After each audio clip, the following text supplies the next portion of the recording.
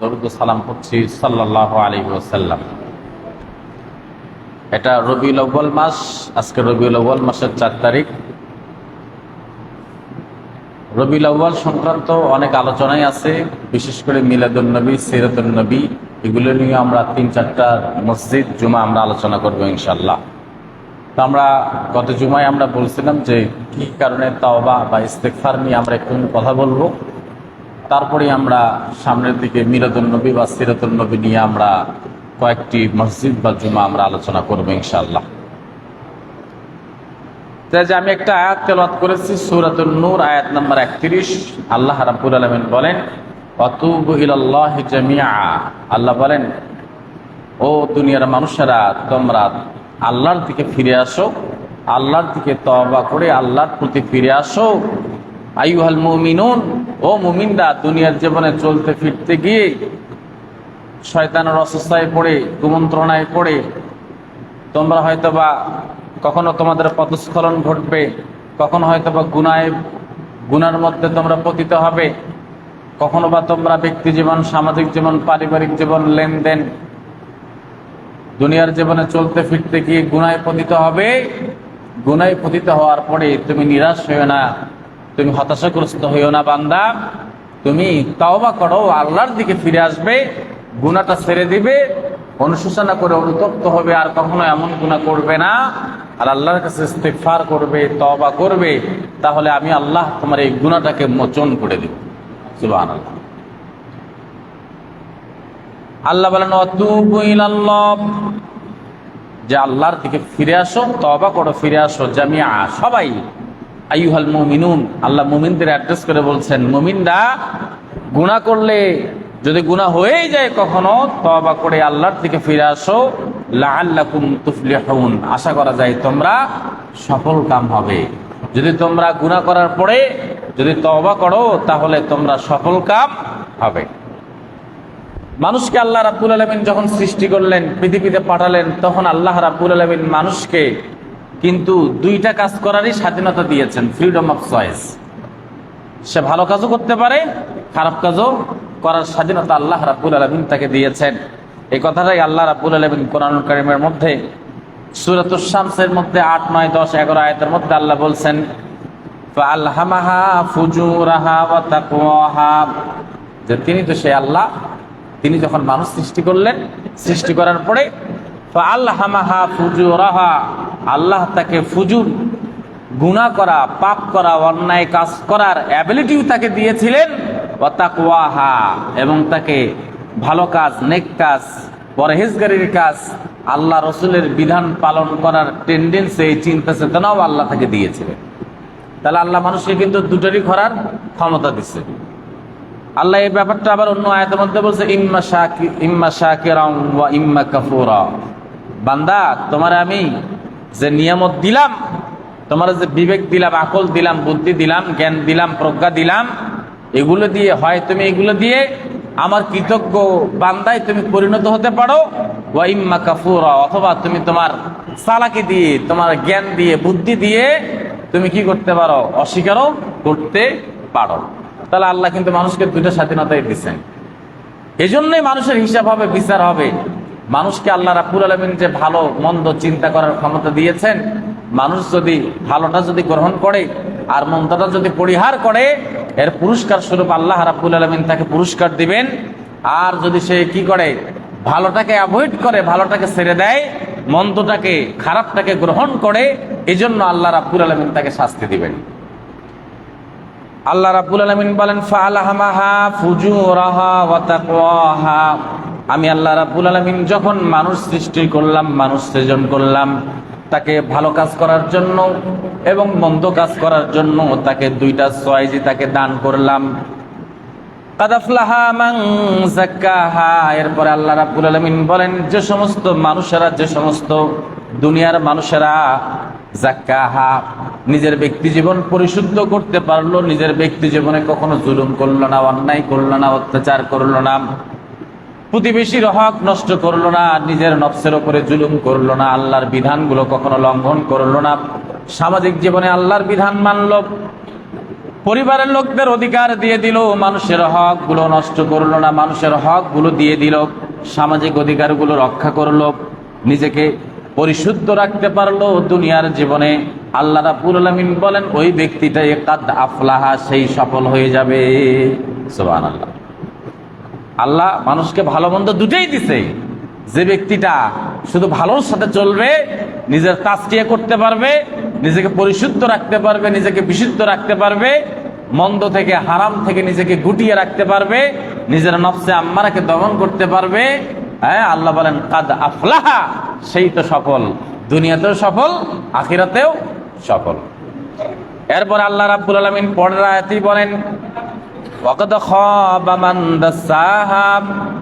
আল্লাহ রাব্বুল আলামিন বলেন আর ওই ব্যক্তিতেই তো ব্যর্থতায় পর্যবেসিত হবে, মান দাসাহা, যে তার নিজেকে কলুষিত করলো, নিজের জীবনকে কালেমা লেপন করলো, নিজের ব্যক্তি জীবন, পারিবারিক জীবন, সামাজিক জীবন, রাষ্ট্রীয় জীবন, পাড়া প্রতিবেশী, আত্মীয় স্বজন, সবার হক গুলো নষ্ট করলো, মানুষের প্রতি জুলুম করলো, আল্লাহর প্রতি জুলুম করলো। আল্লাহ রাব্বুল আলামিন তার হাবিবে কিবরিয়া নবীর আদর্শ অনুযায়ী জীবন যাপন করলো না, নিজের জীবনের প্রতিটা পরতে পরতে জুলুম করেছে, অন্যায় করেছে, অত্যাচার করেছে, মানুষের হক নষ্ট করেছে, নাফরমানিমূলক জীবন যাপন করেছে। আল্লাহ রাব্বুল আলামিন বলেন যে ব্যক্তিটা এভাবে নিজেকে কলুষিত করলো, হারাম কাজের মধ্যে ডুবে থেকে, অন্যায়ের মধ্যে ডুবে থেকে যে নিজের জীবনকে কলুষিত করলো, সে ব্যক্তি কাদ খাবা, সে ধ্বংস হয়ে গেছে। আল্লাহ বলতেছেন কি, সে ধ্বংস হয়ে গেছে। যে ভালোর সাথে থাকবে সে সফল হবে, আর যে মন্দের সাথে থাকবে সে কি হবে, ধ্বংস হয়ে যাবে। এই জন্য মানুষ দুনিয়াতে আসার পরে মানুষ যে কি করবে, মানুষ যে গুনাহ করবে, এটা তো দুনিয়াতে যখন আল্লাহ রাব্বুল আলামিন পাঠাবেন, দুনিয়াতে পাঠানোর আগেই কিন্তু এই ফয়সালা হয়ে গেছে। মনে আছে আপনাদের, শয়তান যখন কি করলো, শয়তান যখন ফরিয়াদ করলো, আল্লাহ কেন আপনি আমাকে গোমরাহ করলেন, কেন আপনি আমাকে গোমরাহ করলেন, এই যে আপনি আমাকে যে গোমরাহ করলেন, দুনিয়াতে এখন পাঠায়া দিচ্ছেন জান্নাত থেকে বের করে। তখন শয়তান একটা আল্লাহর কাছে চ্যালেঞ্জ ছুড়ে মারছিল, চ্যালেঞ্জ ছুড়ে মারছিল শয়তান আল্লাহর কাছে। একটা সূরা আরাফের 17 নম্বর আয়াতের মধ্যে এটা পাবেন। শয়তান সেদিন কি বলছিল জানেন, সেটাও আল্লাহ রাব্বুল আলামিন আপনার আমার সচেতনতার জন্য কোরআনুল কারীমের আয়াত হিসেবে আল্লাহ রাব্বুল আলামিন পাঠিয়ে দিয়েছেন। আল্লাহ জানায়া দিচ্ছেন, বান্দারে তোমার তো সেই কথা স্মরণ নাই, তুমি তো ওই স্পটে তুমি তো ছিলে না যখন জান্নাতের মধ্যে শয়তানকে যখন মারধুত করে, মাজমুম করে আমি যখন দুনিয়াতে পাঠালাম, তখন শয়তান ওই জান্নাতের মধ্যে আমার সাথে কি কথা বলেছিল, তোমরা বনি আদম তোমাদের ব্যাপারে শয়তান কি পরিকল্পনা করেছিল সেটা তো তোমরা জানো না। সেটাও আল্লাহ রাব্বুল আলামিন কোরআনুল কারীমের আয়াত নাজিল করে দিয়ে আল্লাহ রাব্বুল আলামিন আপনাকে আমাকে সতর্ক করে দিয়েছেন যে শয়তান সেই দিন কি চ্যালেঞ্জ করেছিল, শয়তান সেদিন কি প্রতিজ্ঞাবদ্ধ করেছিল। সূরাতুল আরাফ আয়াত নাম্বার 17 আল্লাহ রাব্বুল আলামিন বললেন, আল্লাহ রাব্বুল আলামিন আমাদের জানিয়ে দিচ্ছেন, সুম্মা লাতিয়ান্নাহুম মিন বাইনি আইদিহিম। আল্লাহ রাব্বুল আলামিন বলেন, যখন আমি শয়তানকে মারদুদ করে দিলাম, মারদুদ মানে আমার রহমত থেকে যখন তাকে নিরাশ করে ফেললাম, ইবলিস হিসেবে যখন তারে আমি ঘোষণা দিলাম আমার একটা হুকুম পালন না করার কারণে, তখন শয়তান আমাকে চ্যালেঞ্জ করে বলেছিল, সুম্মা লাতিয়ান্নাহুম মিন বাইনি আইদিহিম। শয়তান যখন আল্লাহর কাছ থেকে ক্ষমতা নিল, আমার কিয়ামত পর্যন্ত হায়াত দেন, মানুষের রন্ধে রন্ধে, মানুষের শিরা উপশিরায় চলার মতো ক্ষমতা দেন, যখন আল্লাহ তার ক্ষমতাটা দিল, শয়তান তখন কি করেছিল, শয়তান তখন বলেছিল অবশ্যই অবশ্যই লাতিয়ান্নাহুম, লামে তাকিদ আবার নুনে তাকিদ সাকিলা দেওয়া আছে, এখানে ডাবল তাকিদ। শয়তান বলেছিল সুম্মা লাতিয়ান্নাহুম মিন বাইনি আইদিহিম। আল্লাহ আপনি কেন আমারে শয়তান বানালেন? এখন আমি দুনিয়াতে গিয়ে ওই কিয়ামত অবধি যত বনি আদম পৃথিবীতে আসবে তাদের গোমরাহ করার জন্য, তাদের পথ হারা করার জন্য, তাদের পথ ভ্রষ্ট করার জন্য, তারা যেন আপনার পথে চলতে না পারে, সিরাতাল মুস্তাকিম জান্নাতের পথে চলতে না পারে, এজন্য লাতিয়ান্নাহুম, আমি অবশ্যই অবশ্যই মিন বাইনি আইদিহিম, ওই বনি আদমদেরকে গোমরাহি করার জন্য, তোমার দিন থেকে তাদেরকে দূরে রাখার জন্য, দিন থেকে বিচ্যুত করার জন্য, তোমার কোরআনের পথে, ইসলামের পথে চলার পথ থেকে তাদেরকে দূরীভূত করার জন্য, দূরে রাখার জন্য আমি অবশ্যই তাদের সামন দিক থেকে আক্রমণ করব। ওয়ামিন খালফিহিম, শয়তান সেদিন বলেছিল শুধু সামন নয়, ওয়ামিন খালফিহিম, বনি আদমের পিছন দিক থেকে তাদেরকে আক্রমণ করব। ওয়ান আইমানিহিম, শুধু তাই নয় বরং তাদের ডান দিক থেকে। ওয়ান শামাইলিহিম, শয়তান সেদিন বলেছিল তাদের বাম দিক থেকে আক্রমণ করব, বাম দিক থেকেও আক্রমণ করব। ওয়ালা তাজিদু আকসারাহুম শাকিরিন, বনি আদমরে গোমরাহি করার জন্য তার সামন থেকে, পেছন থেকে, ডান থেকে, বাম থেকে চতুর্মুখী তাদের উপরে হামলা চালাবো, আক্রমণ করব। দিন থেকে তাদেরকে দূরে রাখবো, কোরআন থেকে দূরে রাখবো, ইসলামের পথে চলা থেকে তাদেরকে বিরত রাখবো। এভাবে নানান ভাবে তাদেরকে আমি গোমরাহি করব।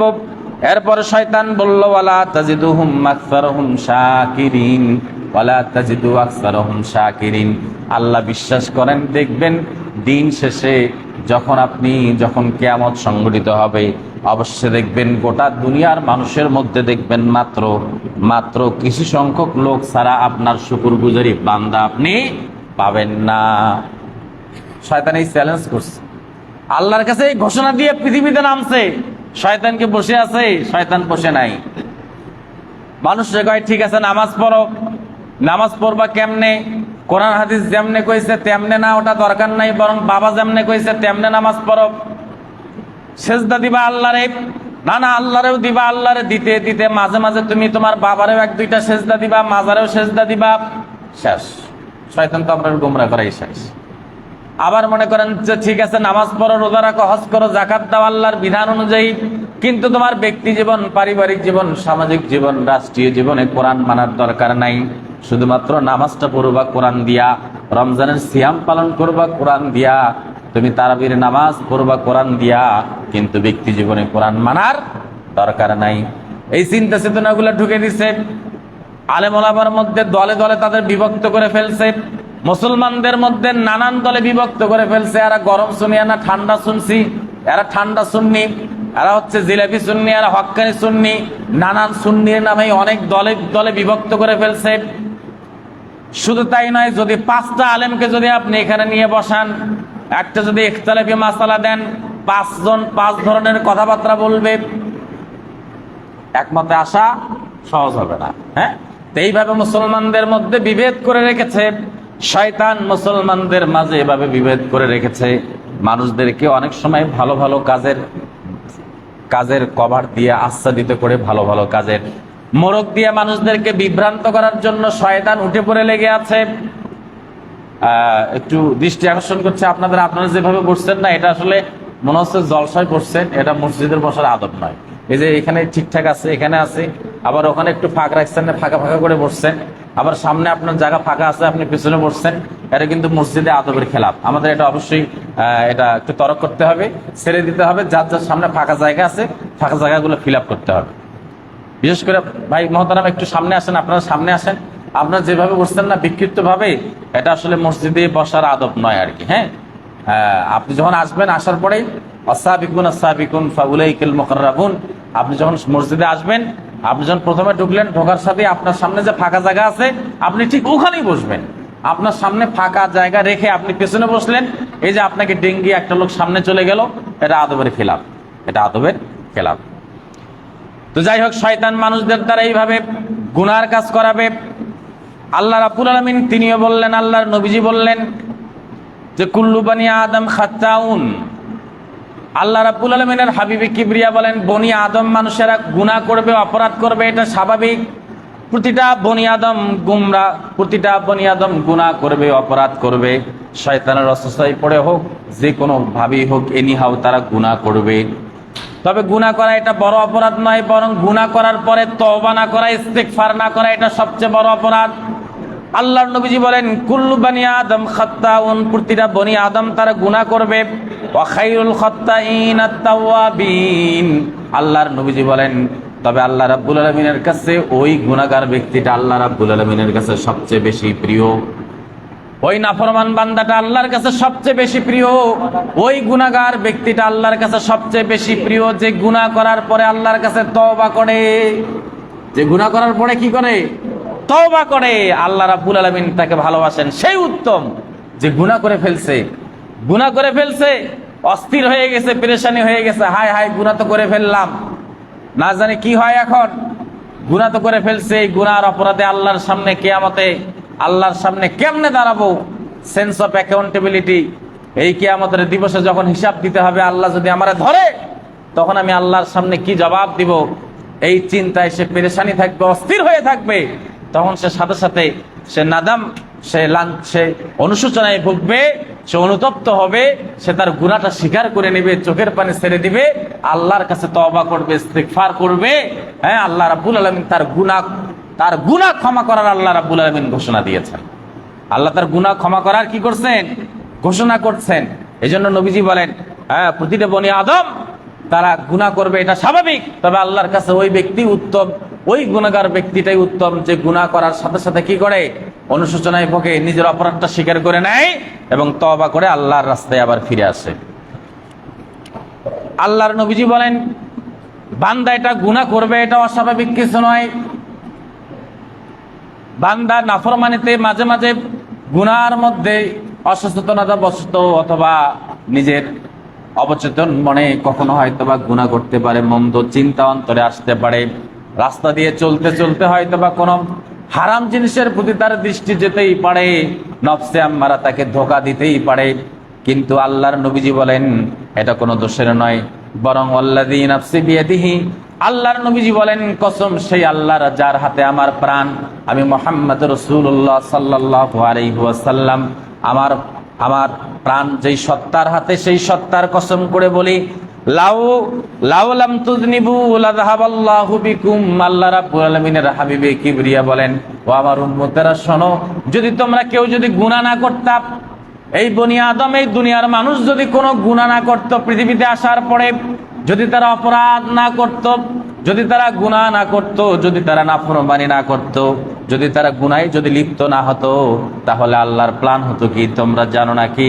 আল্লাহর নবীজি বলেন, ওয়ালা জা বিকাউমিন, আল্লাহ রাব্বুল আলামিন তাহলে তোমাদের সবাইকে ধ্বংস করে দিতেন, ধ্বংস করে দিয়ে আল্লাহ রাব্বুল আলামিন ওয়ালা জা বিকাউমিন, আল্লাহ রাব্বুল আলামিন আরেকটা জাতি পৃথিবীতে পাঠাতেন, ইজনিবুন, তারা গুনাহ করত, অপরাধ করত, অপরাধ করার পরে ফায়াস্তাগফিরুন আল্লাহ, গুনাহ করার পরে আল্লাহ রাব্বুল আলামিনের কাছে চোখের পানি ছেড়ে দিয়ে ইস্তিগফার করত, আল্লাহর কাছে কান্নাকাটি করত, ফায়াগফিরু লাহুম, অতঃপর আল্লাহ রাব্বুল আলামিন তাদের ক্ষমা করে দিতেন। আল্লাহ তাদের ক্ষমা করে দিতেন, মানে আল্লাহ চান যে বান্দা একটু অপরাধ করবে, গুনাহ করবে, গুনাহ করার সাথে সাথেই বান্দা কি করবে? আল্লাহর কাছে কায়মনে বাক্যে ইস্তিগফার করবে, আল্লাহ আল্লাহ আল্লাহ গুনাহ করে ফেলছি, আল্লাহ কি হবে এখন, তোমার ভয়ে তো আমরা প্রকম্পিত, লজ্জিত, অনুশোচিত, কিভাবে তোমার সামনে কিয়ামতের ময়দানে তোমার সামনে আমার চেহারাটা দেখাবো, যেদিন কুল্লু মাতি ইয়াউমাল কিয়ামাতি ফারদা, যেদিন পৃথিবীর প্রত্যেকটা মানুষ আল্লাহর সামনে একা একা ইন্ডিভিজুয়ালি আল্লাহর সামনে দাঁড়িয়ে হিসাব দিতে হবে, সেই দিন আল্লাহর সামনে কেমনে চেহারাটা দেখাবো? আল্লাহ যদি জিগায়, বান্দারে তোমার আমি অক্সিজেন দিছি, আগুন দিছি, বাতাস দিছি, রিজিক দিছি, তোমার এই দুনিয়াতে টিকার মতো বসবাস করার মতো পরিবেশ দিয়েছি, আবহাওয়া দিয়েছি, এনভায়রনমেন্ট দিয়েছি, তোমার নদী নালা, খাল বিল, পাহাড় পর্বত, কত সুন্দর মনোরম দৃশ্যের মধ্যে তোমাকে রেখে দিয়েছি, এত সুন্দর পৃথিবী তোমাকে দিয়েছি, এত সুন্দর পরিবেশ দিয়েছি, পৃথিবীতে যা কিছু ছিল সব তোমার জন্য আমি পাঠিয়েছিলাম, তোমার মনোরঞ্জনের জন্য, তোমার সুখের জন্য, তোমার তৃপ্তির জন্য সবকিছু আমি দিয়েছিলাম। বান্দা, আমার নিয়ামত 24 ঘন্টা, প্রতিটা সেকেন্ডে, প্রতিটা হারদাম আমার নিয়ামত ভোগ করার পরে তুমি কেমনে আমার নাফরমানি করলা? সেই দিন বান্দা কেমনে আল্লাহর সামনে চেহারাটা দেখাবে? এই অনুশোচনায়, এই অনুতপ্ত হয়ে সে যখন লজ্জিত হয়ে আল্লাহর দিকে সে রুজু হবে, ফিরে যাবে এবং এই চিন্তাগুলো করবে এবং সে অনুতপ্ত হবে, আল্লাহর কাছে ক্ষমা চাবে, কায়মনে বাক্যে নামাজের মধ্যে সেজদায় গিয়ে, রাত্রে যখন গভীর হয়ে যাবে, দুনিয়ার মানুষ সব ঘুমিয়ে যাবে, বান্দাটা ওই যে গুনাহ করছে, অপরাধ একটু হয়ে গেছে, এই পেরেশানিতে তার ঘুম আর ধরবে না, বিছনায় সে শুধু উলট পালট হবে, একবার এপাশ একবার ওপাশ, তারপর উঠে সে ওযু করবে, ওযু করার পরে যায় নামাজে দাঁড়িয়ে সে আল্লাহ রাব্বুল আলামিনের সামনে কায়মনে বাক্যে অবনত চিত্তে যখন দাঁড়িয়ে আল্লাহর কাছে ক্ষমা চাবে, আল্লাহ তো এটাই চান, ফায়াস্তাগফিরুন আল্লাহ, এই বান্দারা যখন গুনাহ করবে আল্লাহর কাছে ক্ষমা চাবে, ক্ষমা চাওয়ার পরে কায়মনে পক্ষে যখন ক্ষমা চাবে